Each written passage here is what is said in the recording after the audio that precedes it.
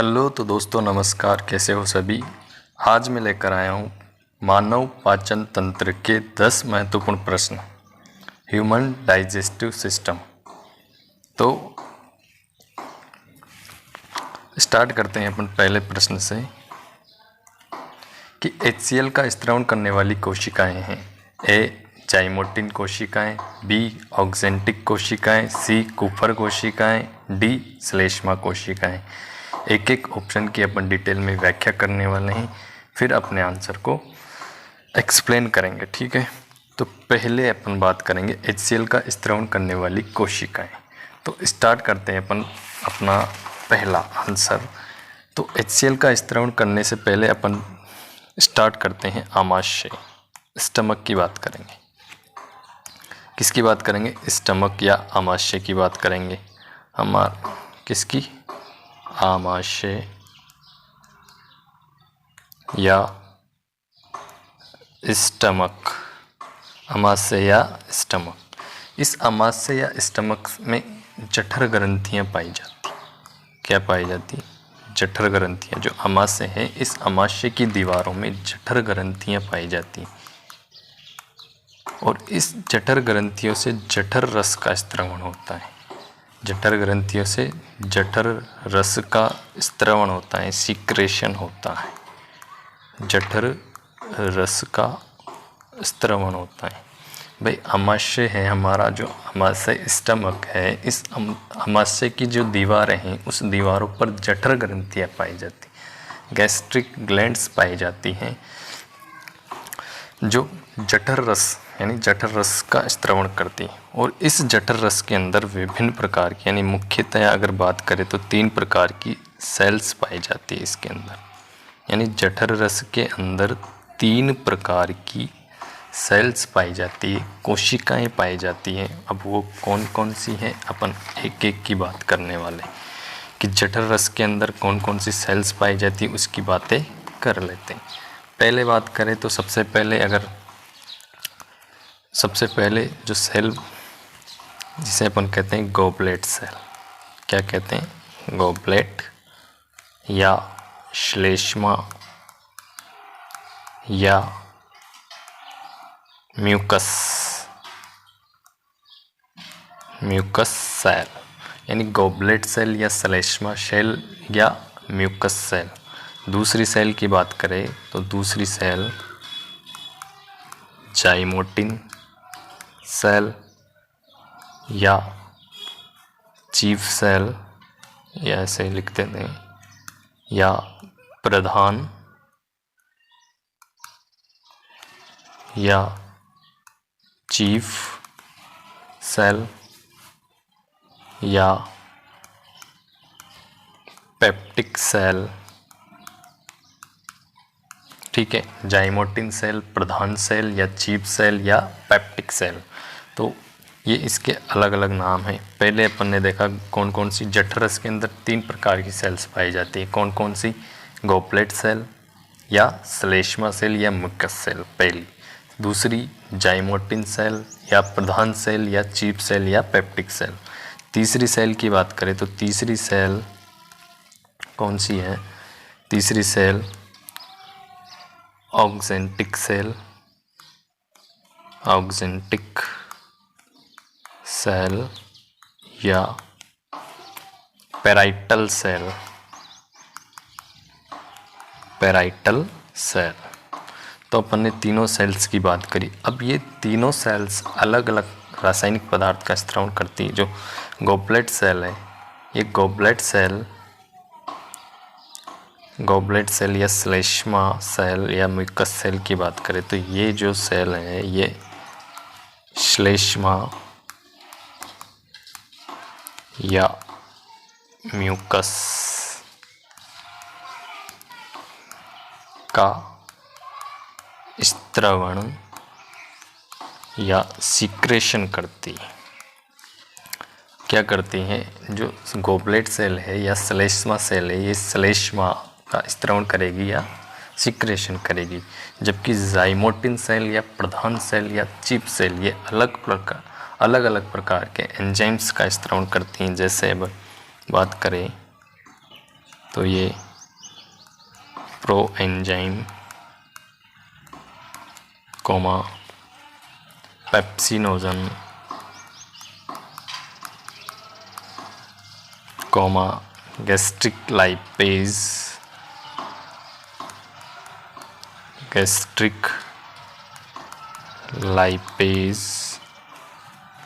Coma rennin का स्त्रवण। यानी ये जो दूसरी सेल है जिसे अपन ने प्रधान सेल कहा है, चीफ सेल कहा है या जाइमोटिन सेल कहा है, ये सेल क्या करती है, प्रोएंजाइम्स, पेप्सिनोजन, गैस्ट्रिक लाइपेज, रेनिन, अलग अलग प्रकार के एंजाइम्स का स्त्रवण करती हैं। जबकि लास्ट सेल या ऑक्जेंटिक सेल या पैराइटल सेल जिसे अपन बोल रहे हैं, ये जो पैराइटल सेल है या ऑक्जेंटिक सेल है, ये HCl का स्त्रवण करेगी। किसका? HCl का स्त्रवण, सीक्रेशन ऑफ HCl, हाइड्रोक्लोरिक अम्ल का स्त्रवण करने वाली सेल कौन सी है? ऑक्जेंटिक सेल या पैराइटल सेल। अब ऑप्शंस को देख लेते हैं। अपन ने जाइमोटिन सेल्स की बात कर ली, ऑक्जेंटिक सेल्स की बात कर ली, श्लेष्मा सेल्स की बात कर ली। अब बच रही है कूपर सेल्स। तो ये जो अपना आंसर है HCl का स्त्रवण करने वाली कोशिकाएं हैं, वो कौन सी हो जाएगी? ऑप्शन में देखो, अपन ने बात भी की है किसकी, ऑक्जेंटिक सेल किसका स्त्रवण कर रही है? HCl का स्त्रवण कर रही है। तो अगर बात करें तो आंसर अपना हो जाएगा बी, ऑक्जेंटिक सेल। क्या हो जाएगा? Oxyntic cell. आंसर क्या हो जाएगा? बी। लेकिन एक ऑप्शन, तीनों ऑप्शन तो अपन ने अच्छे से देख लिए, जाइमोटिन सेल देख लिया, ऑक्जेंटिक सेल देख लिया और श्लेष्मा सेल देख लिया। बचा क्या? Kupffer cell. ये कूपर सेल्स कहाँ पाई जाती है? जो ये कूपर सेल्स हमारी जो लीवर है, यकृत या लीवर के अंदर पाई जाती है। कहाँ पाई जाती है? यकृत या लीवर के अंदर पाई जाती है। अब इसकी भी थोड़ी बहुत चर्चा कर लेते हैं, यकृत या लीवर की थोड़ी बहुत, क्योंकि कहाँ पर पाई जाती है उसके बारे में अपन देख लेते हैं। ठीक है, तो लीवर या यकृत की बातें करें, यहाँ यकृत या लीवर, थोड़ा डायग्रामेटिकली मैं इसको थोड़ा डिफाइन कर देता हूँ। ये लीवर का स्ट्रक्चर थोड़ा बहुत, ठीक है, ज़्यादा अच्छा तो नहीं बना लेकिन ठीक ठाक बन जाएगा। ठीक है, जो हमारा लीवर है ये 2 पालियों में बटा हुआ होता है। कितने पालियों में? 2 पाली। जैसे हमारा हार्ट बटा हुआ था 4 पालियों में, ऐसे ही हमारी जो लीवर है ये 2 पालियों में बटी हुई रहती हैं। एक पाली ये और एक पाली ये। और ये जो दोनों पालियाँ आपस में जिस माध्यम द्वारा जुड़ी रहती हैं, दोनों पालियाँ आपस में जिस माध्यम द्वारा जुड़ी रहती हैं, इस माध्यम को क्या कहा जाता है? इस माध्यम को कहा जाता है फॉल्सिफॉर्म लिगामेंट। क्या कह देते हैं? अरे एक मिनट, क्या कह देते हैं इसको? फॉल्सिफॉर्म लिगामेंट। फॉल्सिफॉर्म लिगामेंट। यानी जो ये हमारा लीवर है 2 पालियों में बटा हुआ रहता है, इन दोनों पालियों के बीच जो माध्यम होता है उसे क्या कहते हैं? फॉल्सिफॉर्म लिगामेंट। यकृत के चारों ओर जो ये आवरण है, इस आवरण को क्या देते हैं? ग्लिंसल। क्या कह देते हैं? ग्लिंसन कैप्सूल। अब ये ग्लिंसल कैप्सूल जो केवल स्तनधारी होते हैं, जैसे हम मनुष्य आ गए, हम ऊँट आ गया, खरगोश आ गए, स्तनधारियों की जो लीवर है उस लीवर में पाया जाता है कौन? ग्लिंसल कैप्सूल, ओनली स्तनधारियों की लीवर में। और और यकृत के अंदर, हमारे लीवर के अंदर बात करें तो कुछ विशेष प्रकार की, जैसे ये वाली बिल्कुल षटकोणीय आकार की संरचनाएं पाई जाती हैं। ये षटकोणीय आकार की संरचनाएं पाई जाती हैं। इन षटकोणीय आकार की संरचनाओं को क्या कहते हैं? हिपेटोसाइट,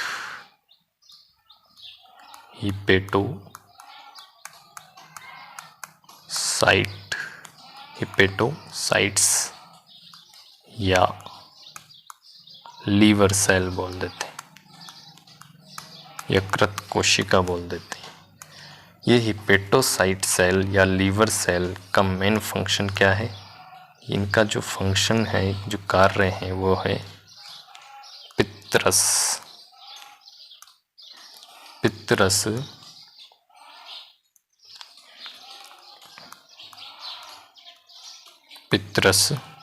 का स्त्रवण।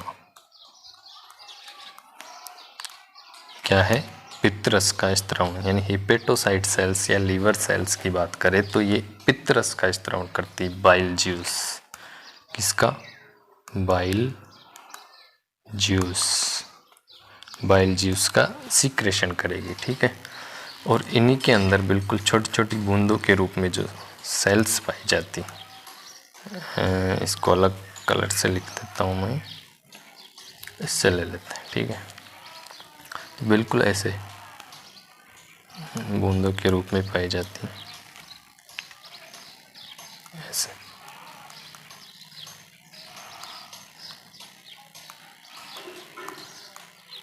इसको क्या कह देते हैं अपन? Cooper sales. क्या कह देंगे इनको? थोड़ा इधर ले लेता हूँ, कूपर सेल्स।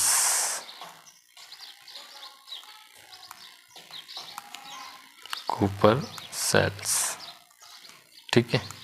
ये कूपर सेल्स का मेन फंक्शन क्या है? इनका मेन फंक्शन है फेगोसाइटोसिस।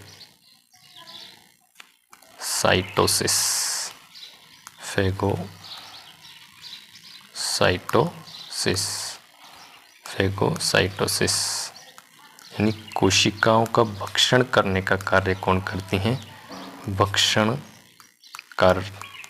भक्षण क्रिया, यानी भक्षण करने का कार्य कौन करती हैं? ये कूपर सेल्स करती हैं।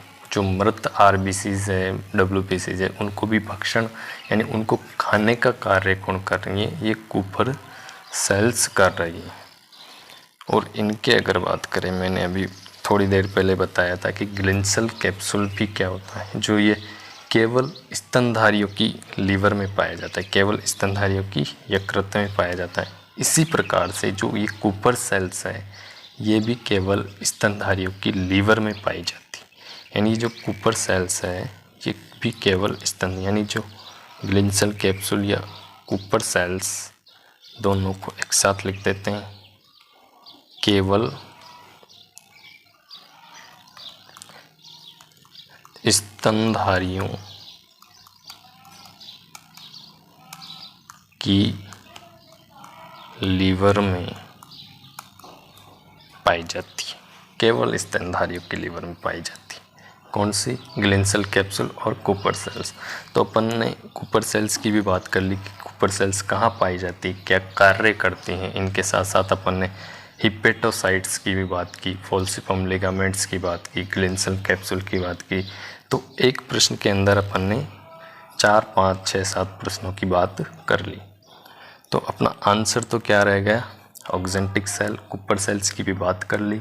तो चारों ऑप्शन आपके क्लियर होंगे। तो अब अपन अगले प्रश्न की ओर बढ़ने वाले, सेकंड प्रश्न की ओर।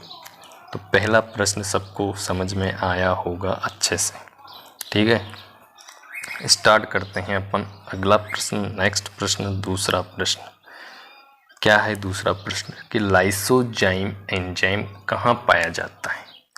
क्या कह रहा है कि लाइसोजाइम एंजाइम कहाँ पाया जाता है। पहला ऑप्शन है ए लार में, बी आंसुओं में, सी पसीने में और डी उपरोक्त सभी।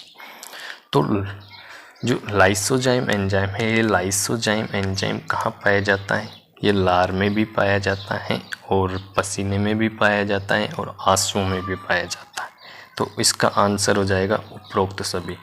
कुछ प्रश्न ऐसे हैं जिनको समझाने की ज़्यादा आवश्यकता नहीं है, जैसे अब ये एंजाइम पाया जाता है इनमें, ठीक है, इनको समझाने की ज़रूरत नहीं है। लेकिन लाइसोजाइम एंजाइम करता क्या है, पाया तो जाता है लेकिन क्या कार्य क्या करता है इसके अंदर। तो ये लाइसोजाइम एंजाइम है, ये लाइसोजाइम एंजाइम जो है, जो हानिकारक जीवाणु होते हैं, हानिकारक जीवाणुओं को नष्ट करता है। यानी हानिकारक जीवाणुओं की जो कोशिका भित्ति होती है, सेल वॉल, कोशिका भित्ति या सेल वॉल को गला देता है।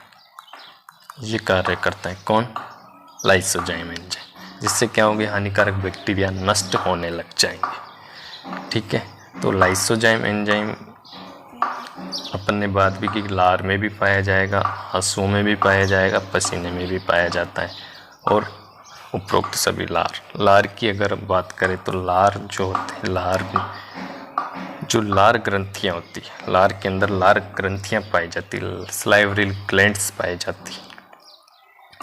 लार के अंदर नहीं पाई जाती लेकिन लार ग्रंथियाँ होती हैं जो लार का क्या करती हैं, सीक्रेशन करती हैं। यानी लार को कहाँ लाती है, मुंह में लाने का कार्य करती हैं।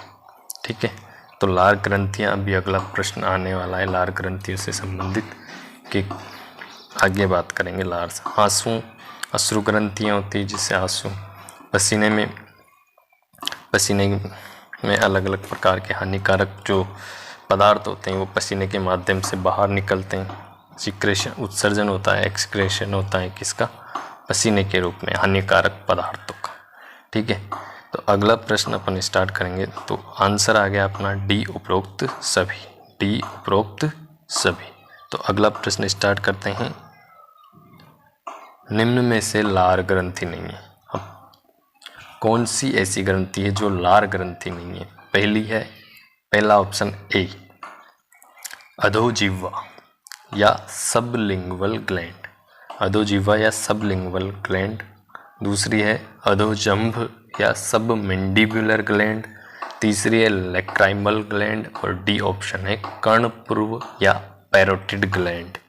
तीनों ग्रंथियों की अपन बात करेंगे। ठीक है, तो अगला पेज स्टार्ट करता हूँ मैं। जो हमारी लार ग्रंथियाँ होती हैं उसके बारे में थोड़ी बहुत चर्चाएं कर लेते हैं। ठीक है, डिटेल में देख लेते हैं थोड़ी बहुत लार ग्रंथियाँ किसको, लार ग्रंथियाँ या इनको क्या बोल सकते हैं, सलाइवरी ग्लैंड्स। क्या बोल सकते हैं भाई, सलाइवरी लार ग्रंथियाँ या सलाइवरी ग्लैंड्स। जो हमारी लार ग्रंथियाँ होती हैं, ये लार ग्रंथियाँ मुख्य रूप से या 3 प्रकार की होती। कितने प्रकार की होती है भाई, 3 प्रकार की लार ग्रंथियाँ होती। कौन कौन सी, अभी एक एक की चर्चा करेंगे अपन। सबसे पहले ही अपन बात कर लेते हैं किसकी, सबसे पहले अपन बात करेंगे पैरोटिड या इसे बोलते हैं कर्णपूर्व ग्रंथि। पैरोटिड या कर्णपूर्व ग्रंथि की बात सबसे पहले अपन स्टार्ट करेंगे। इसकी लोकेशन क्या है उसको देख लेते हैं। तो हमारी जो पैरोटिड या कर्णपूर्व ग्रंथि उसके बारे में देखते हैं। ठीक है, तो ये हमारा थोड़ा लोकेशन बता देता हूँ। जैसे ये हमारा मुख, ठीक है, इस मुख के यहाँ पर होंठ पाए जाते हैं अपने, और यहाँ से हमारी जो मैंडिबल अस्थि यानी ये क्या हो जाएगा, जबड़ा। ठीक है, इस कर्णपूर्व नाम को देखो और तोड़ो। कर्णपूर्व यानी कान के पहले। यहाँ पर देखो कि जो हमारा कान है, जिस कान के आगे जो ग्रंथि पाई जाती है, बिल्कुल उल्टे पिरामिड के आकार की ग्रंथि पाई जाती है, जिसे बोलते हैं अपन कर्णपूर्व ग्रंथि। यहाँ पर दोनों तरफ जोड़ी में पाई जाती, पेट्स इधर भी पाई जाएगी, इधर भी पाई जाएगी। ठीक है, तो यहाँ पर जो हमारे कान के पास में पाई जाती, बिल्कुल उल्टे पिरामिड के आकार की, कैसी, उल्टे पिरामिड के आकार की ग्रंथि पाई जाती है, जिसे बोलते हैं पैरोटिड ग्रंथि। इसी को बोल देते हैं क्या, पैरोटिड ग्रंथि या कर्णपूर्व ग्रंथि इसी को कहते हैं। ठीक है, ये ग्रंथि वही ग्रंथि है यहाँ पर, और लार कहाँ आती है, मुंह में। तो इस ग्रंथि के द्वारा जो लार का स्त्रवण होता है, किसके, एक डक्ट के द्वारा होता है, एक नलिका के द्वारा। यानी जो लार है पैरोटिड ग्लैंड से जो मुंह के अंदर लाल एक नलिका के द्वारा आती है, एक डक्ट के द्वारा आती हैं। ये लो साहब, यहाँ हमारे जो ऊपरी जबड़ा है, यानी ऊपरी जो दांत है सेकंड मोलर, वहाँ पर ये खुलती है ये नलिका, और इस नलिका को क्या कह देते हैं अपन, स्टेंसन नलिका। स्टेंसन नलिका क्या कार्य करती है, जो पैरोटिड ग्रंथि से लार का स्त्रवण करती है, यानी लार को कहाँ लाती है, मुंह तक लाती है। कौन, स्टेंसन नलिका। ठीक है, अपन ने बात की पैरोटिड, और ये जो पैरोटिड ग्लैंड है, ये जो है सबसे बड़ी लार ग्रंथि, सबसे बड़ी लार ग्रंथि। यानी जो 3 प्रकार की लार ग्रंथियाँ हैं, उनमें सबसे बड़ी लार ग्रंथि कौन सी है, पैरोटिड ग्रंथि या कर्णपूर्व ग्रंथि। दूसरी की बात करें, पहली अपन ने बात कर ली पैरोटिड या कर्णपूर्व या ग्रंथि की बात कर ली, तो सबसे बड़ी लार ग्रंथि कौन सी है, पैरोटिड ग्रंथि। अब बात करेंगे अपन सेकंड नंबर पे दूसरी ग्रंथि की बात कर लेते हैं भाई। सेकंड नंबर पे दूसरी ग्रंथि कौन सी है, दूसरी ले लो साहब, अधोजंभ। हिंदी में बात करें तो अधोजंभ, या इसको इंग्लिश में भी लिख देते हैं भाई सब मैंडिब्यूलर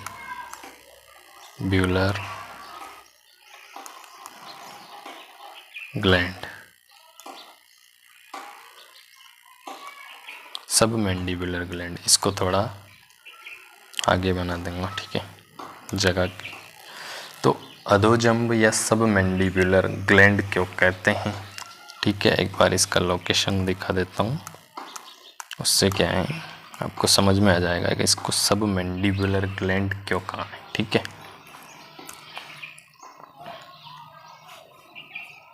ठीक है भाई, इसको यहाँ से, ये हमारा कान है, नाक, नाक से ये बिल्कुल ये हमारी होंठ आ गए, होंठ क्या आ गए भाई, होंठ आ गए भाई, होंठ, होंठ यहाँ से बिल्कुल ऐसे, ठीक है। यहाँ पर हमारी जो यहाँ पर बिल्कुल ये वाली हड्डी, इसे बोलते हैं मैंडिबल अस्थि। क्या बोलते हैं, मैंडिबल अस्थि। मैंडिबल अस्थि बना देता हूँ अलग कलर से, ठीक है, ये मैंडिबल अस्थि, ये मैंडिबल अस्थि की बात, ये मैंडिबल अस्थि है। इस मैंडिबल अस्थि के नीचे बिल्कुल यहाँ पर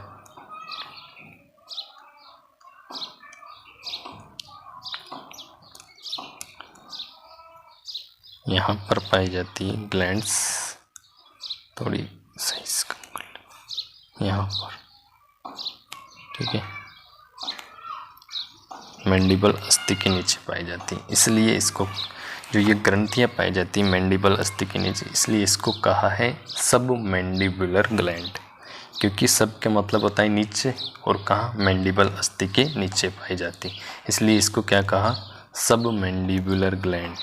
ठीक है, और ये ग्लैंड यानी इस ग्रंथियों से फिर क्या होगा, लार का सिक्रेशन होगा, और लार का सिक्रेशन होगा तो लार कहाँ जाएगी, मुंह के अंदर, और ये मुंह के अंदर जिन नलिकाओं के द्वारा जाती, इन नलिकाओं को कहते हैं वाटसन नलिका। क्या कह देते हैं, वाटन्स नलिका या वाटसन डक्ट बोल देते हैं। ठीक है, तो वाटसन डक्ट के द्वारा ये कहाँ जाती हैं, मुंह के अंदर जाती हैं। ठीक है, अपन ने दो ग्रंथियों की बात कर ली है। लार ग्रंथियाँ तीन प्रकार की होती हैं, पैरोटिड, सब मैंडिबुलर। ठीक है, तो दोनों की अपन ने बात कर ली, और तीसरी जो ग्रंथि है उसकी अब चर्चा करेंगे भाई। तीसरी ग्रंथि की क्या करने वाले, चर्चा करने वाले तीसरी ग्रंथि। ठीक है भाई, तीसरी ग्रंथि कौन सी है, तीसरी ग्रंथि है अधोजिह्वा। अधोजिह्वा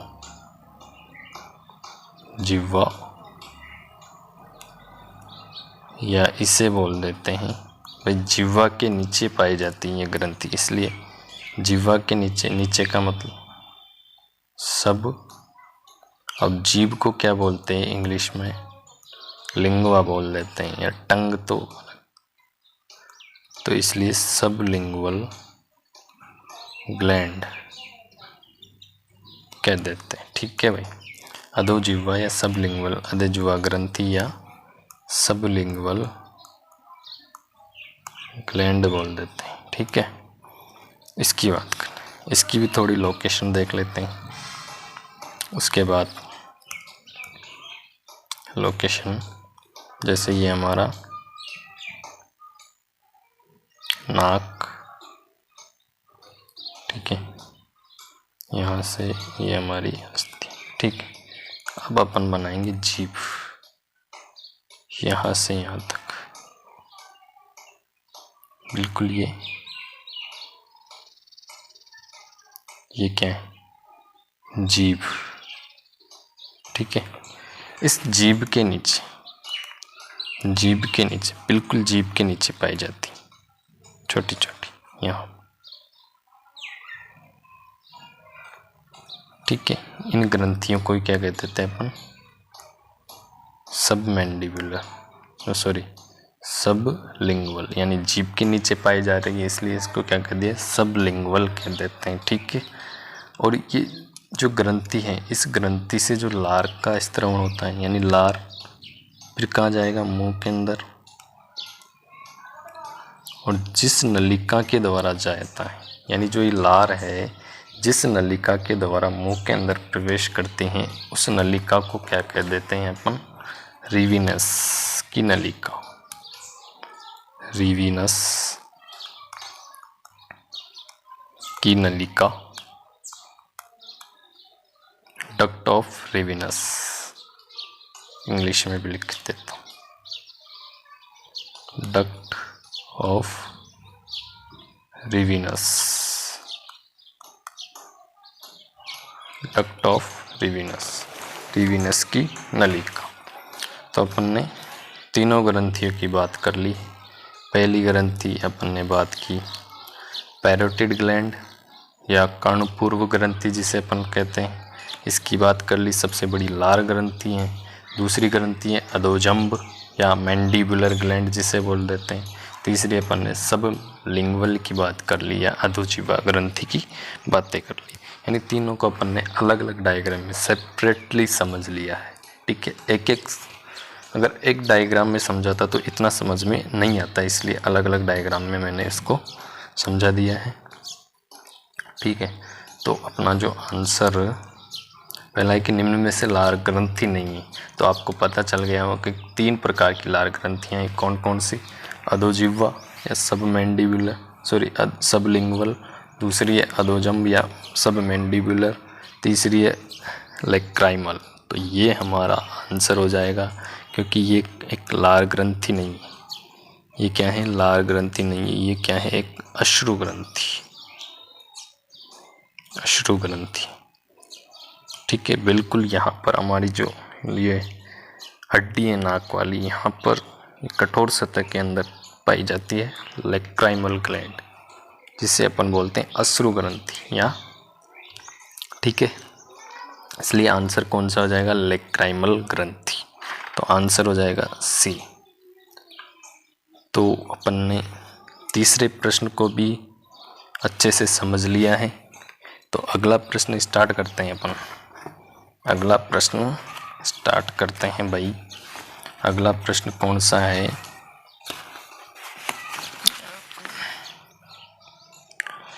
कि अमाशय की अम्लता का उपचार करने के लिए प्रयुक्त अम्ल है। जो अमाशय की अम्लता, अच्छे से पढ़ो भाई। अमाशय, स्टमक, इंग्लिश में क्या कह देते हैं? स्टमक अम्लता। अम्लता को इंग्लिश में कह देते हैं एसिडिटी।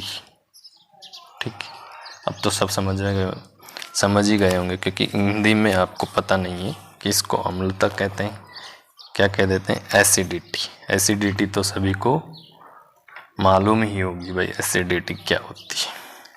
तो एसिडिटी तो सुना ही होगा आप। जैसे एसिडिटी होते हैं तो क्या होता है? एसिडिटी होती है तो आप क्या जाते हो? डायरेक्ट कहाँ जाते हो? दुकान पे, मेडिकल स्टोर पे जाते हो और क्या लेते हो? इनो। तो इनो क्या है? वो एसिडिटी को कम करने का कार्य करती है। तो यहाँ पर यही प्रश्न पूछा जा रहा है कि एसिडिटी का उपचार के लिए प्रयुक्त अम्ल है। अब यहाँ पर ऑप्शन दे रखा है, A caustic soda, B caustic potash, C milk of magnesia और डी लूनर कास्टिक। अब अपन ने बात की कि जो इनो की बात करी, इनो अपन उपचार के रूप में काम में भी लेते हैं इनो। लेकिन यहाँ पर आंसर अपन को उसके कंपोनेंट्स के रूप में दिया गया है, उसके घटक के रूप में, कि इनो का घटक क्या है। तो आपको पता होना चाहिए कि इनो का घटक क्या है। उसके लिए अपन थोड़ी बहुत अब एक एक ऑप्शन को देख लेते हैं, क्या क्या कार्य हैं, क्या क्या नहीं है। एक एक ऑप्शन की बातें कर लेते हैं।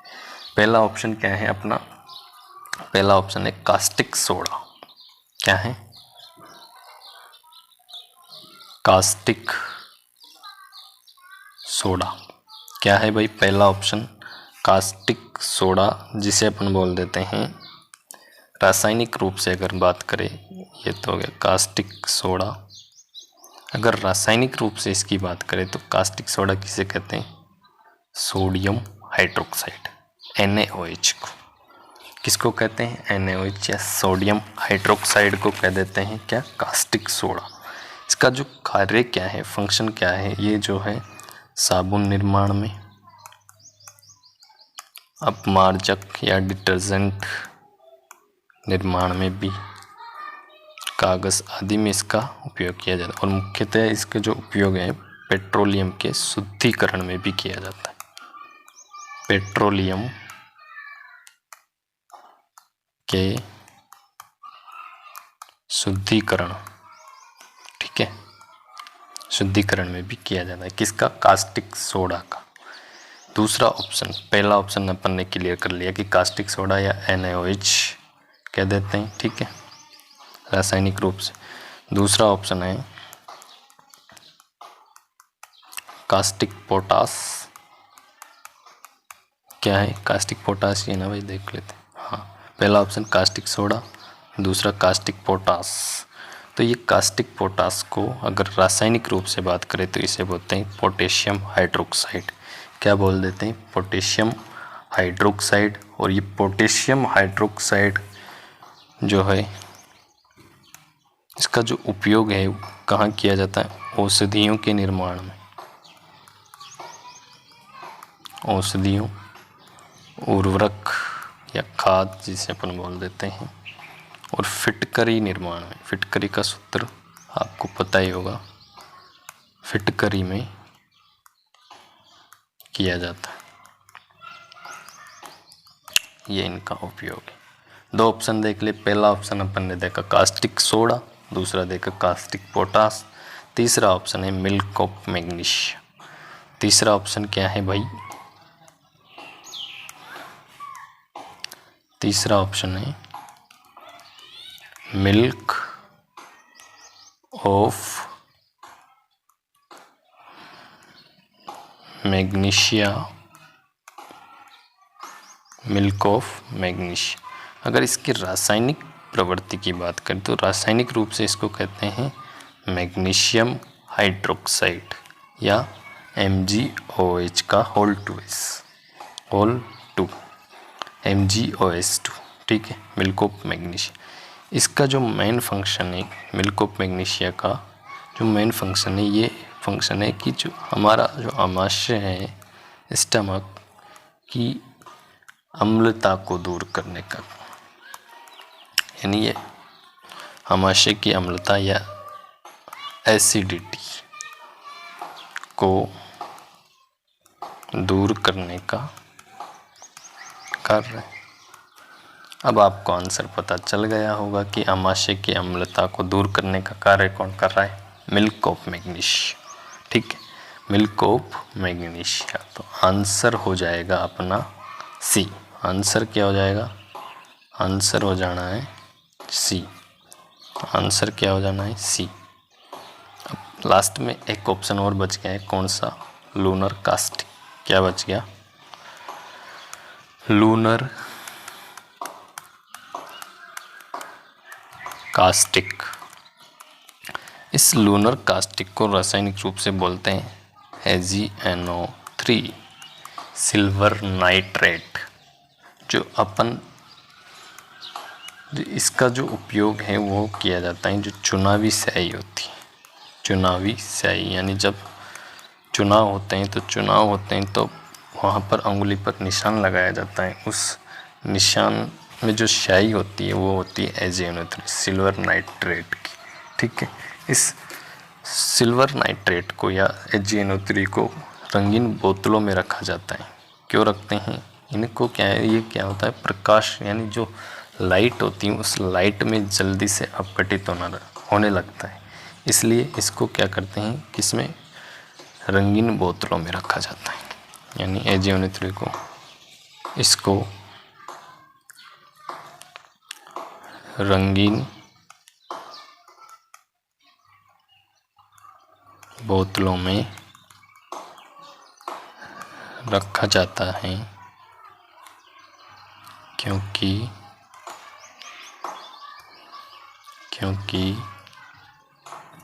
एक मिनट, क्योंकि यहाँ लिख देता हूँ, क्योंकि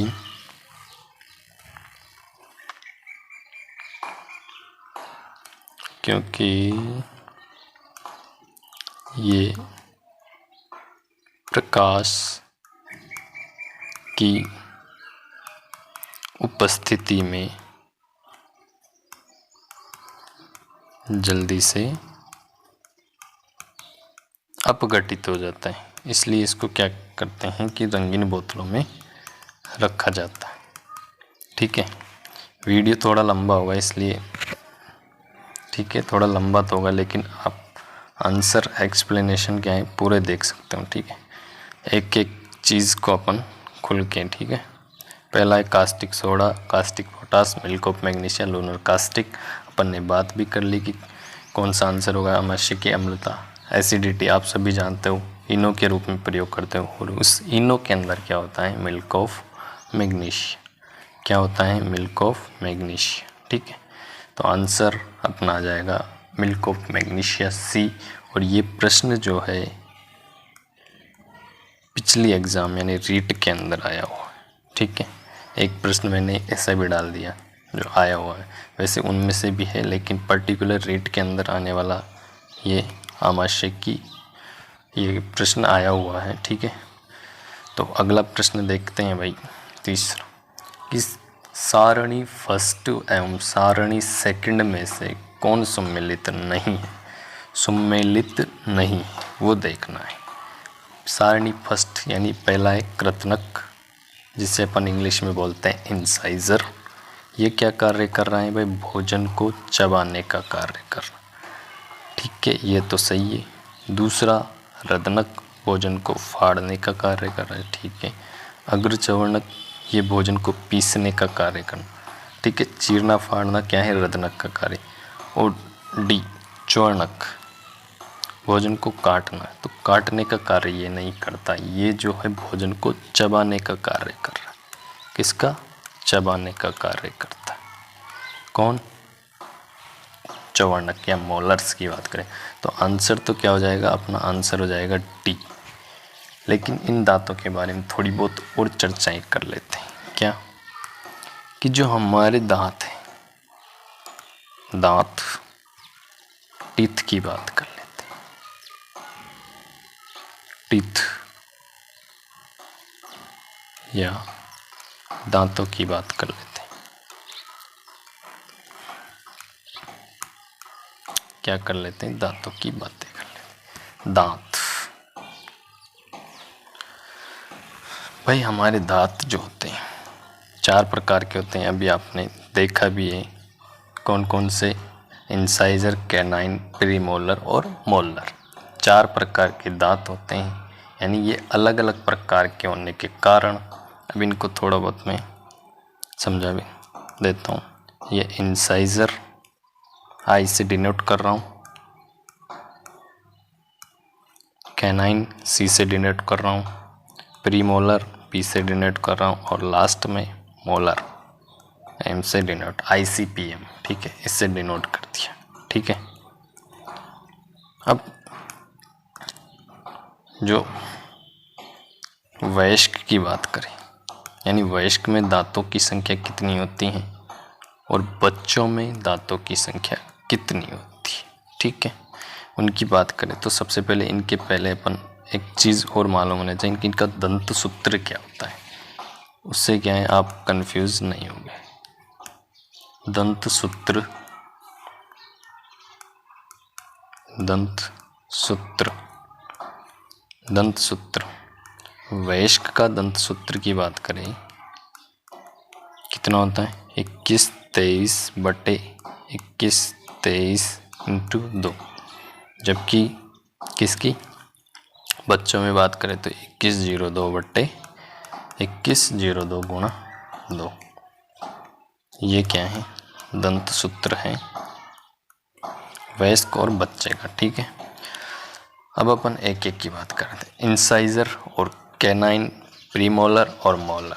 इंसाइजर की बात करें तो इंसाइजर जो दांत होते हैं, बिल्कुल ये जो सामने वाले जैसे 4 दांत, यहाँ से 1 2 3 4 दांत ऊपर के, 4 दांत नीचे के, तो कितने हो गए? 8 दांत हो गए। कितने हो गए? वयस्क यानी इंसाइजर जो दांत होंगे कितने होंगे? 8। बच्चों में भी कितने होंगे? 8। फॉर्मूले से भी ये भी गिना देता हूँ। ठीक है, फॉर्मूले में देखो 2 ऊपर 2 नीचे, दोनों को मल्टीप्लाई, यानी कितने हो गए? 4। 4 को 2 से मल्टीप्लाई किया यानी 2 है। ठीक है, कितने हो गए? 8 हो गए। यहाँ भी 8 हो जाएंगे। दूसरी बात, कैनाइन की बात कर लेते हैं। जो ये बिल्कुल ये किनारे वाला, ये तीखा वाला दांत है, एक ऊपर एक नीचे, एक ऊपर एक नीचे, इधर भी कितने हो गए? 4 दांत हो गए। कितने हो गए भाई? 4 दांत। 4, इसमें भी 4 हो गए। ठीक है। जो फाड़ने, चीरने फाड़ने का, आप जैसे कुछ भी लाते हो तो फाड़ने का कार्य कौन करता है? यहाँ से सीधा। ठीक है। तीसरा है प्रीमोलर। प्रीमोलर जो होंगे, प्रीमोलर जो अंदर वाले दांत होते हैं वही 8, जबकि प्रीमोलर दांत किसमें? जो बच्चे होते हैं उनमें एब्सेंट्स होते हैं, पाए नहीं जाते। पहले कौन से आते हैं? इंसाइजर आएंगे, कैनाइन आएंगे, फिर प्रीमोलर क्या होते हैं? एब्सेंट होते हैं। और मोलर जो दांत होंगे, मोलर कितने हो जाएंगे? 12। कितने हो जाएंगे? 12। और इसमें कितने हो जाएंगे? 8। तो टोटल नंबर ऑफ टीथ की दांतों की संख्या की बात करें तो इनमें कितने हो गए? 32। और इसमें देखो 8 और 4 12 और 8 20 और 12 32। और इसके अंदर हो जाएंगे 8 और 4 12 और 8 20। ठीक है, बच्चों के अंदर जो दांतों की संख्या कितनी होती है 20, जबकि वयस्क के अंदर दांतों की संख्या कितनी होती है 32 होती है। अब इन जो बच्चों के अंदर जो दांत होते हैं ये क्या होते हैं, जो 20 दांत होते हैं ये स्थायी दांत होते हैं। क्या होते हैं, स्थायी दांत। स्थायी दांत होते हैं, यानी क्या कहते हैं, स्थायी दांत होते हैं, जिन्हें दूध के दांत भी कह देते हैं। क्या कहते हैं, दूध के दांत। ठीक है भाई। अब देखो 4 अलग अलग प्रकार के जो दांत हैं, इसलिए इन दांतों को अपन डिफाइन करें। अलग अलग प्रकार के होने के कारण इन दांतों को क्या बोल देते हैं, विषम दंती। यानी हमारे जो दांत हैं कैसे हैं, विषम दंती या हेटेरोडोंट। विषम दंती कौन से, विषम दंती। दूसरी बात, जो मानव के जो दांत है वो कितने बार आते हैं, 2 बार आते हैं, इसलिए इसे क्या बोलते हैं, द्विबार दंती, डाइफाइओडोंट। 3 चीज़ हो गई। और जी हमारी जो दांत होते हैं ये हमारी जो कोष्ठ के अंदर, यानी जो हमारे दांत होते हैं ये कोष्ठ के अंदर धसे रहते हैं, यानी जो गर्त बने होते हैं उस गर्त में धसे रहते हैं, इसलिए इसको कहते हैं गर्त दंती या कोष्ठ दंती भी बोल देते हैं।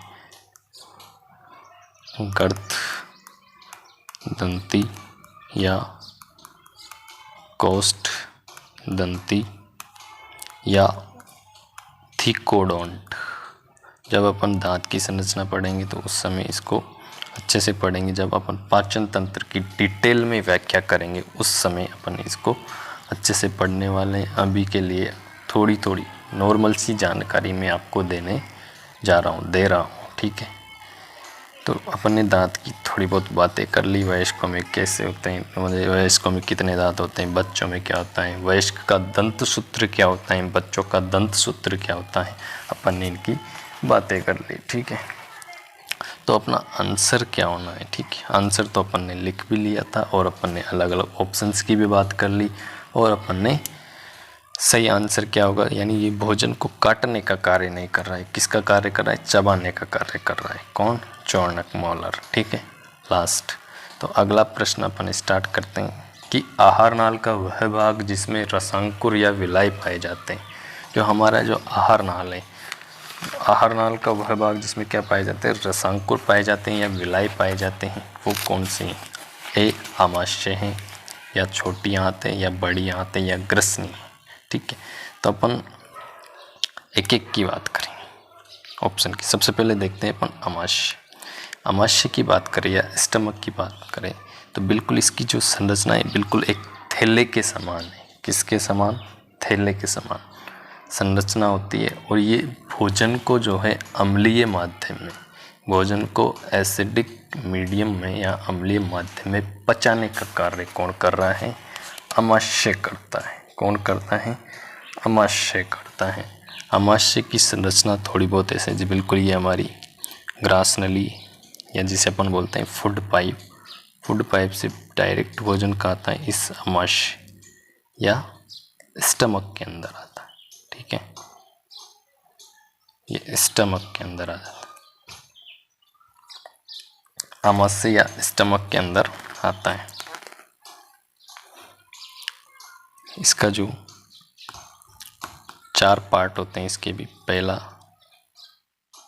इस पार्ट को क्या कह देते हैं अपन, कार्डियक, बिल्कुल हार्ट की तरफ पाया जाता है इसलिए इसको बोल देते हैं कार्डियक।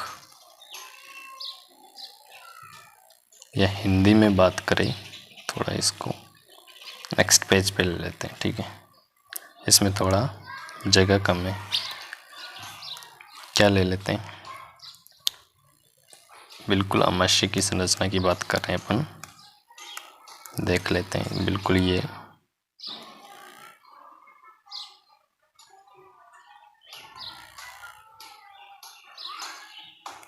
ठीक है, यहाँ से यहाँ तक ये वाला पार्ट बिल्कुल हमारे हार्ट की तरफ पाया जाता है, इसलिए इसको कह देते हैं इंग्लिश में कार्डियक, या इसे बोलते हैं जठरागम, जठरागम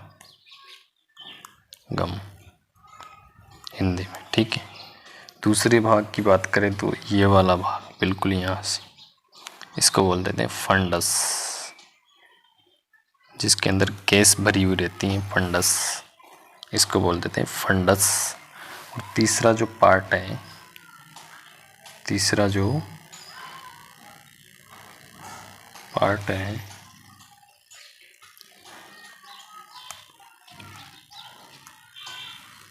ये वाला, इसको बोल देते हैं बॉडी। और लास्ट वाला पार्ट है, इसको बोल देते हैं पाइलोरस, पाइलोरस। और इसको हिंदी में बात करें तो इसको जठर निर्गम बोल देते हैं। ठीक है, आमाशय की संरचना की बातें कर रहे हैं तो आमाशय अपन ने बात की कार्डियक की बात, यानी जो हार्ट की ओर पाया जाता है, इसलिए इसको कार्डियक इंग्लिश में कह देते हैं। और ये पाइलोरस लास्ट वाला पार्ट जो अंतिम सकड़ा भाग है, इसको बोलते हैं पाइलोरस। और बीच वाला पार्ट जो सबसे बड़ा पार्ट है बॉडी, और फंडस जिसमें गैस भरी हुई रहती। ठीक है, तो ये आमाशय की थोड़ी बहुत चर्चा थी, बिल्कुल ऊपर वाली। ठीक है, ज़्यादा डेप्थ में नहीं है, बिल्कुल ऊपर वाली चर्चाएं हैं। ठीक है, तो स्टमक की बात की। दूसरी अपन बात करेंगे छोटी आंत। छोटी आंत की बात करेंगे, किसकी बात करते हैं भाई? छोटी आंत, बिल्कुल छोटी आंत की। जैसे ये हमारी छोटी आंत है, बिल्कुल इतना सा, थोड़ा बहुत डायग्राम बना रहा हूँ, ये थोड़ा इतनी मोटी तो नहीं होती लेकिन बना रहे हैं। ठीक है, छोटी आंत, इस छोटी आंत के अंदर बिल्कुल ऐसे ये उंगली नुमा उभार पाए जाते। क्या पाए जाते? उभार पाए जाते। ये उंगली नुमा उभार पाए जाते हैं। ये जो उंगली नुमा उभार है, इन उंगली नुमा उभार को क्या कह देते हैं? रसांकुर। बिल्कुल हिंदी में रसांकुर और विलाई क्या कह देते हैं? रसांकुर या विलाई। ठीक है, और इनके जो उभार है, अंगुलीनुमा उभार पाए जाते हैं, इनके बीच में बिल्कुल ऐसे पतली पतली केशिकाएं पाई जाती। कौन सी? लसिका केशिकाएं पाई जाती हैं। इनको क्या कहते हैं? लसिका केशिकाएं पाई जाती हैं, इनको कह देते हैं लेक्टियल्स कह देते हैं। क्या कह देते हैं? लेक्टियल्स। लेक्टियल्स। ये लेक्टियल्स क्या करती हैं? हमारी जो ये लेक्टियल्स क्या कार्य करती हैं उसकी भी बात कर रहे हैं। ये लेक्टियल्स वसीय अम्ल एवं ग्लिसरॉल का अवशोषण करती। कौन? ये लेक्टियल्स। यानी जो लसिका केशिकाएं पाई जाती है, किसका स्त्रवण करती हैं? अवशोषण करती हैं। किसका? वसीय अम्ल एवं ग्लिसरॉल का अवशोषण करती हैं। कौन? ये लेक्टियल्स। जो लसिका केशिकाएं पाई जाती, लिम्फ कैपिलरीज, जिन्हें अपन लेक्टियल्स कह देते हैं। और ये लेक्टियल्स वसीय अम्ल एवं ग्लिसरॉल का अवशोषण कर रही हैं। किसका स्त्रवण कर रही है? अवशोषण कर रही हैं, ग्लिसरॉल एब्जॉर्प्शन कर रही हैं। ठीक है, और ये जो रसांकुर है, ये विलाय है, ये किसका अवशोषण करते हैं? जो अमीनो अम्ल है, अमीनो अम्ल मोनोसैकेराइड्स मोनोसेकेराइड्स का अवशोषण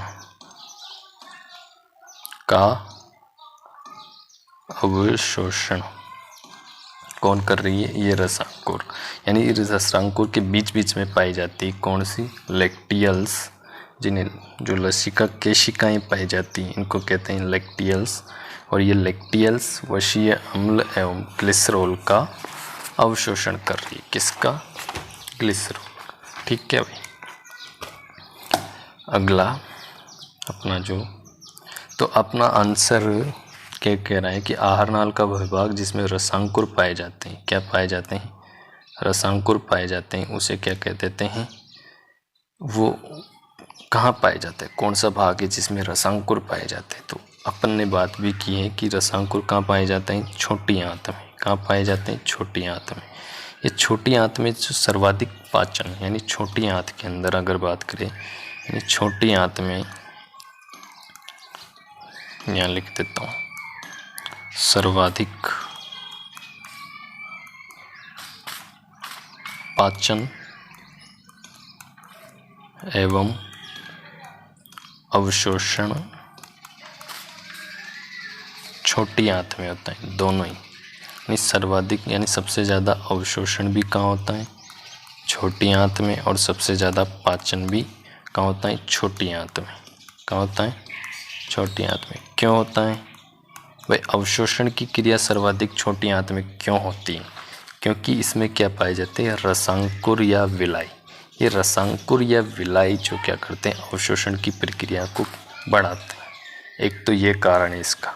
दूसरा कारण क्या है कि ये जो छोटी आंत है इसकी लंबाई तो क्या है? ज़्यादा है, जबकि मोटाई क्या है? कम। इससे क्या होता है कि जो भोजन है, भोजन ज़्यादा देर तक कहाँ ठहरेगा? हमारी छोटी आंत के अंदर। अब ज़्यादा देर तक ठहरेगा तो मतलब ज़्यादा अवशोषण की क्रिया होगी। इसलिए जो सर्वाधिक अवशोषण कहाँ होता है? छोटी आंत में। सर्वाधिक पाचन भी कहाँ होगा? छोटी आंत में। और बड़ी आंत की बात करें तो बड़ी आंत के अंदर कोई पाचन नहीं होता, पाचन की क्रिया नहीं होती वहाँ। किसका? जो खनिज लवण होते हैं, खनिज लवणों का अवशोषण कहाँ होता है? बड़ी आंत के अंदर। खनिज लवणों का अवशोषण कहाँ होता है भाई? बड़ी आंत के अंदर। ग्रसनी, अगर ग्रसनी की बात करें, ग्रसनी जो है, ग्रसनी हमारी जो भोजन पथ एवं श्वसन पथ का जो जंक्शन बिंदु है, श्वसन पथ का जंक्शन बिंदु किसे कहते हैं? ग्रसनी को कहते हैं, फेरिंग्स को कहते हैं। जहाँ पर भोजन पथ और श्वसन पथ दोनों का मिलन होता है उसको क्या कहते हैं?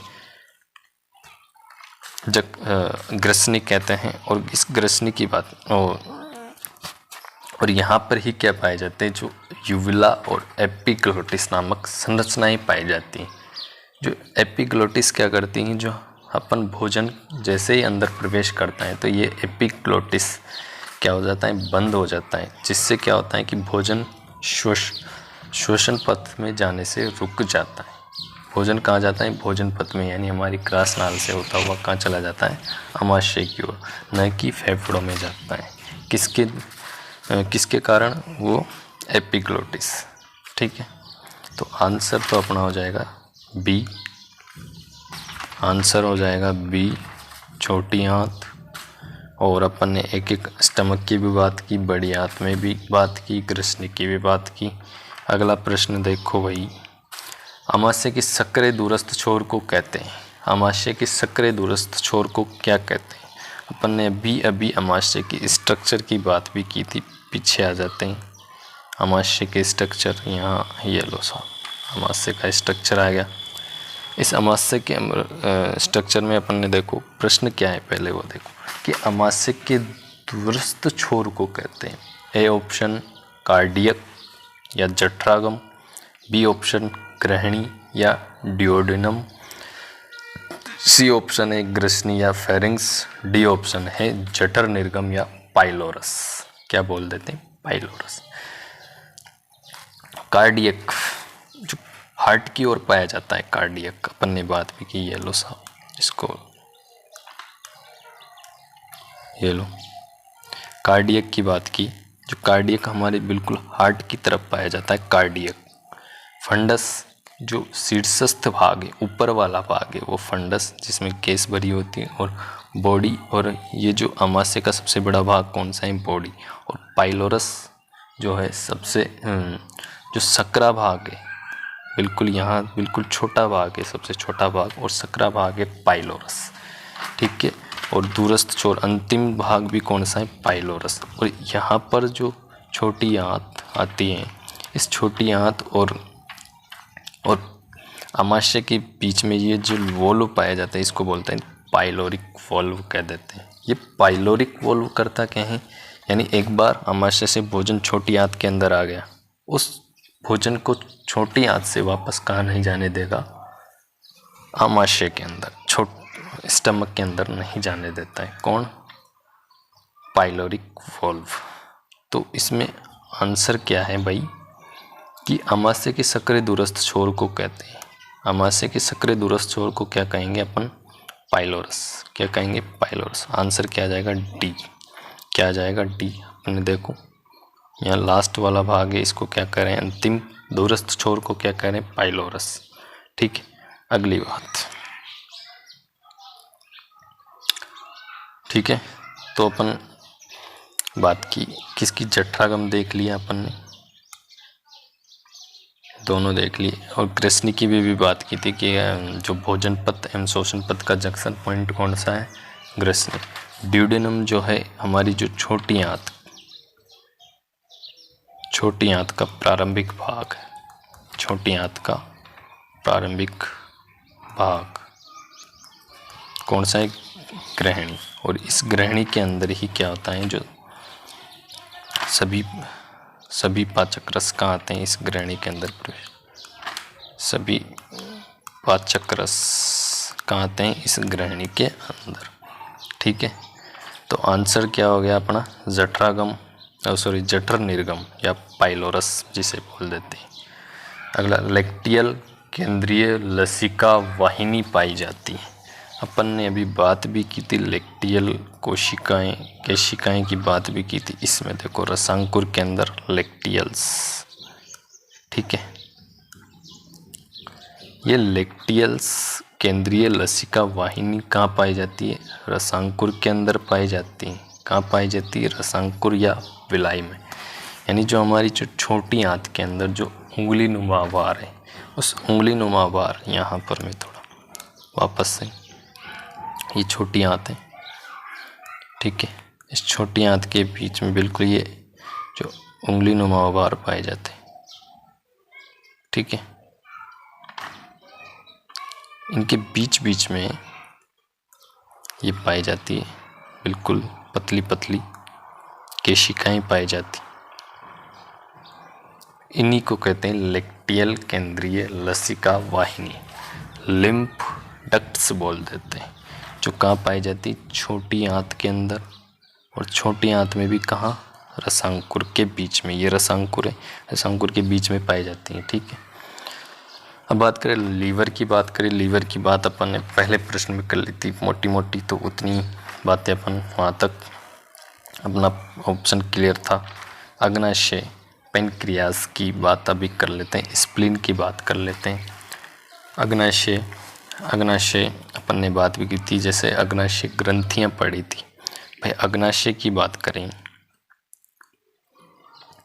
अग्नाशय की थोड़ी बहुत बात है। तो ये अग्नाशय है, वो अग्नाशय किसका, अग्नाशय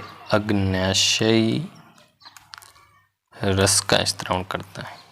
ये अग्नाशय रस जो है एक पूर्ण पाचक रस है, पूर्ण पाचक रस है। क्यों कहते हैं इसको पूर्ण पाचक रस, क्योंकि इसमें जो सभी प्रकार के एंजाइम्स पाए जाते हैं, यानी जो प्रोटीन का भी पाचन करते हैं, वसा का भी पाचन करते हैं, कार्बोहाइड्रेट का भी पाचन करते हैं, यानी जो सभी प्रकार के जो पोषक पदार्थों का पाचन करने वाले एंजाइम्स होते हैं, वो अग्नाशयी रस के अंदर पाए जाते हैं। इसलिए इसको क्या कहते हैं, पूर्ण पाचक रस कहते हैं। पूर्ण पाचक रस कहते हैं। किसको? अग्नाशयी रस को कहते हैं। ठीक है, ये जो अग्नाशयी रस जो है कैसा है? क्षारीय प्रकृति का होता है। कैसा होता है? क्षारीय प्रकृति का होता है, इसलिए ठीक है। तो अपन अग्नाशय की बात कर ली, और चौथा ऑप्शन है प्लीहा या स्प्लीन की बात करें।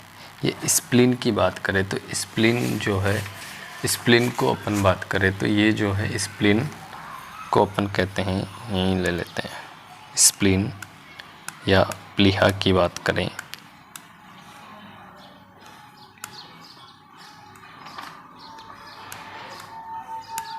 प्लीहा या स्प्लीन,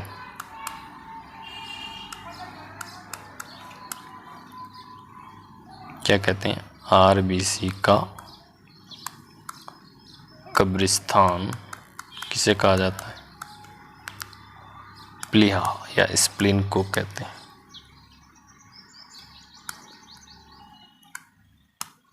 ग्रेवयार्ड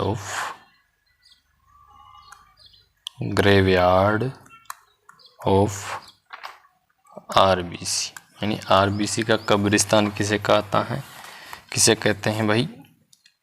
प्लीहा को कहते हैं। जो प्लीहा जो है यानी गर्भ में, यानी जो वृद्धि अवस्था के दौरान गर्भावस्था में जो आरबीसी का निर्माण करता है वो कौन करता है भाई?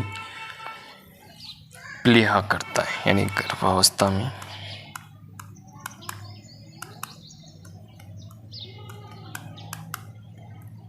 गर्भावस्था के दौरान आरबीसी का निर्माण कौन कर रहा है? प्लीहा, स्प्लीन करता है। ठीक है, अब इसको जो आरबीसी का कब्रिस्तान क्यों कहा गया? क्योंकि जो है मृत आरबीसी को नष्ट करने का कार्य कौन करता है? मृत आरबीसी को जो नष्ट करने का कार्य करता है स्प्लीन, मृत आरबीसी को नष्ट करता है कौन? स्प्लीन या प्लीहा। तो अपन ने प्रश्न की ओर चलते हैं कि लेक्टियल केंद्रीय लसिका वाहिनी पाई जाती है लीवर के अंदर, अग्नाशय के अंदर, रसांकुर के अंदर, प्लीहा के अंदर। तो अपना आंसर आ गया रसांकुर के अंदर, सी ऑप्शन आ जाएगा। क्या आ जाएगा? C option. और एक एक ऑप्शन को भी अपन क्लियर कर लिया। अब अगला प्रश्न, आहार नाल में गति कहलाती है। आहार नाल में गति systole, diastole, peristalsis, metachronal. Systole, diastole, peristalsis और मेटाक्रोनल। सिस्टोल और डायस्टोल की बात करें, सिस्टोल और डायस्टोल जो ये है हृदय की गति। क्या है सिस्टोल और डायस्टोल? हृदय की गति, यानी हार्ट के अंदर जो गतियाँ पाई जाती हैं उनको कहते हैं सिस्टोल और डायस्टोल। ये पेरिस्टालसिस जो है हमारी जो आहार नाल, एलिमेंट्री कैनाल, आहार नाल या एलिमेंट्री कैनाल के अंदर की गतियाँ, यानी जिनके द्वारा भोजन क्या करता है? गति करता है, उन्हें बोलते हैं पेरिस्टालसिस या आहार नाल की गति। यानी आंसर क्या हो जाएगा? सी। लेकिन ये मेटाक्रोनल क्या होता है? जो मेटाक्रोनल जो होता है ये बिल्कुल तरंग के रूप में, यानी तरंग के समान गति करते हैं, गति। और एग्जाम्पल की बात करें तो एग्जाम्पल जो कन खजूरा इस प्रकार की गति दर्शाता है, मेटाक्रोनल। ठीक है, तो आंसर अपना क्या आ रहा? पेरिस्टालसिस, जो आहार नाल की गति है जिसके द्वारा भोजन जो है का गति करता है। मतलब पहले यहाँ से जाता, ठीक मुंह के अंदर प्रवेश करेगा, फिर ग्रसनिका से होता हुआ कहाँ चला जाएगा? स्टमक से छोटी आंत से बड़ी आंत, और अंत में कहाँ चला जाता है? गुदा के अंदर, एनस के अंदर। ठीक है, तो ये जो गति हो रही है यानी एक स्थान से दूसरे स्थान तक भोजन जो जा रहा है वो किस गति के माध्यम से जा रहा है, वो पेरिस्टाल्सिस, जो क्रमांकुंचनी, हिंदी में कहते हैं इसको क्रमांकुंचनी गतियाँ, ठीक है। यानी क्रमांकुंचन गति के माध्यम से क्या हो रहा है, भोजन का क्या हो रहा है, गमन हो रहा है, ठीक है। अब लास्ट प्रश्न है ग्लूकोनियोजेनेसिस में होता है, ग्लूकोनियोजेनेसिस में होता है, इसको इधर देखो तोड़ना है, शब्द को तोड़ के अपन आंसर निकालें। ग्लूकोनियोजेनेसिस,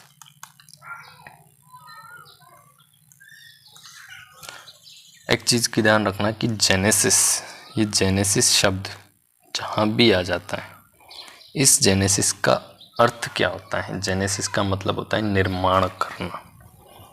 ग्लूको यानी किसका, ग्लूकोज का निर्माण करना, और नई तरीके से, नियो का मतलब नई तरीके से, यानी क्या बनना चाहिए यहाँ पर, ग्लूकोज, क्या बनेगा, ग्लूकोज, ठीक है। तो ऑप्शन पहले देख लो, क्या है कि ग्लूकोज ग्लाइकोजन में बहुलीकृत हो रहा है, यहाँ ग्लाइकोजन का निर्माण नहीं हो रहा है, यहाँ ग्लूकोज का निर्माण हो रहा है।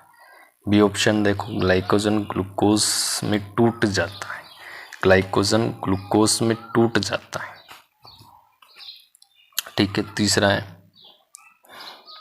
टूट रहा है, न कि निर्माण हो रहा है ग्लूकोज, ठीक है, ग्लाइकोजन, ठीक है। लिपिड या एमिनो अम्ल से कार्बोहाइड्रेट का संश्लेषण हो रहा है, किसका, कार्बोहाइड्रेट,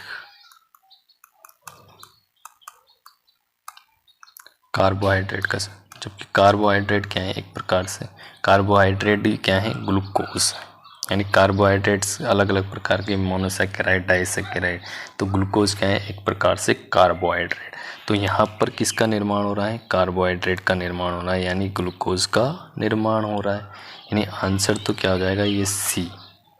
लास्ट है ग्लूकोज पायरुविक अम्ल में टूटता है, तो ग्लूकोज पायरुविक अम्ल में टूटता है, तो ये घटनाएं अपन अलग अलग देखते हैं क्या होता है। देखो इसको क्या कहते हैं, इसको क्या कहते हैं, इसको क्या कहते हैं, एक एक ऑप्शन को अपन क्लियर कर लेते हैं।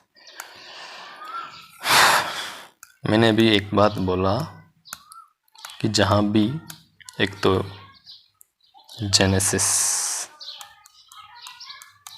जेनेसिस का मतलब हो गया निर्माण करना, एक होता है लाइसिस का मतलब अपघटन या टूटना, लाइसिस का मतलब अपघटन या टूटना, और एक होता है नियो तो नए तरीके से, वैसे आप इसको रहने देते हैं। अब बात कर लेते हैं जेनेसिस। अब बात करेंगे एक एक की ग्लूकोनियोजेनेसिस अपन ने अभी देख लिया, ये तो ठीक है। तीसरा ऑप्शन, पहले ऑप्शन की बात करें, ग्लूकोज ग्लाइकोजन में बहुलीकृत हो जाता है, यानी किसका निर्माण हो रहा है, ग्लाइकोजन का निर्माण हो रहा है, ग्लाइकोजन का निर्माण हो रहा है मतलब ग्लाइकोजेनेसिस, ग्लाइकोजन का निर्माण यानी ग्लाइकोजन का निर्माण, यानी ग्लाइकोजन का निर्माण ग्लाइको, और निर्माण का मतलब जेनेसिस, ग्लाइकोजेनेसिस। यानी अगर बात करें इस घटना को, यानी अगर ग्लूकोज से किसका निर्माण करना है, ग्लाइकोजन,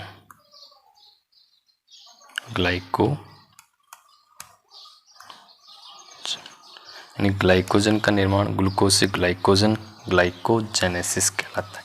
क्या कहलाया, ग्लाइकोजेनेसिस। दूसरा है ग्लाइकोजिनोलाइसिस, इसको भी तोड़ के देख लो।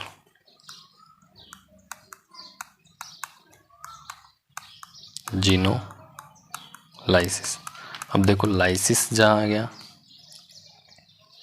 यानी लाइसिस का मतलब टूटना, लाइसिस का मतलब टूटना, यानी ग्लाइकोजन का टूटना, यानी ग्लाइकोजन से किसका निर्माण, ग्लूकोज का निर्माण, उल्टा हो गया ना, ग्लाइकोजन से किसका, ग्लूकोज का बनना क्या कहलाता है, ग्लाइकोजिनोलाइसिस। और एक होता है ग्लाइकोलाइसिस, यानी जो हमारे श्वसन के अंदर जो घटना होती है, इसको थोड़ा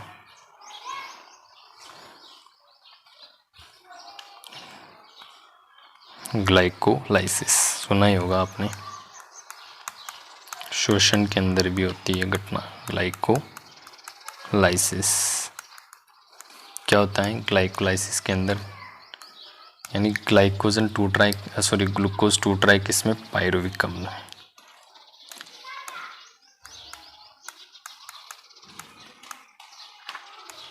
ग्लूकोज किसमें 2 ट्राई, पायरुविक अम्ल, पायरुविक एसिड में 2 ट्राई, कौन, ग्लूकोज। तो ये अपन ने बात की ग्लाइकोजेनेसिस, ग्लाइकोजिनोलाइसिस, ग्लाइकोलाइसिस की बात की, और इसी के साथ अपने जो 10 प्रश्न हैं अपने कंप्लीट होते हैं। अपन इनको डिटेल में व्याख्या की, डिटेल में इनको समझाएं। अगर कोई भी आपको दिक्कत हो, कोई भी परेशानी हो, तो आप कमेंट बॉक्स में अपनी परेशानी या अपना प्रश्न आप उसमें डाल सकते हो, ताकि मैं आगे आने वाली क्लासेस में आपके प्रश्न का सॉल्यूशन करा सकूं। तो अगर वीडियो अच्छा लगा, थोड़ा लंबा तो हो गया, लेकिन ये क्या है थोड़ा डिटेल में, इसलिए थोड़ा लंबा हो गया। अगर वीडियो अच्छा लगे तो लाइक, शेयर और कमेंट भी कर देना है, और चैनल को सब्सक्राइब भी कर देना है। तो मिलते हैं अगली वीडियो में। थैंक यू, धन्यवाद, have a nice day, bye bye, good bye.